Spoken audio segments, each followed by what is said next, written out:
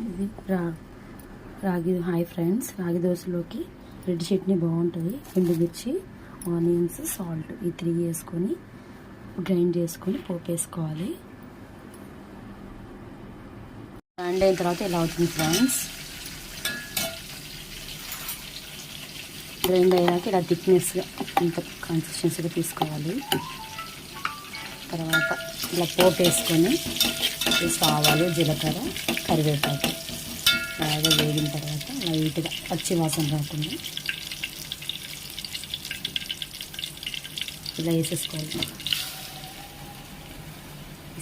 ఒక 5 మినిట్స్ తర్వాత తీసేసుకోవాలి ఫ్రెండ్స్. నెల్లూరు ఫేమస్ ఇది, పెరగారం అంటారు.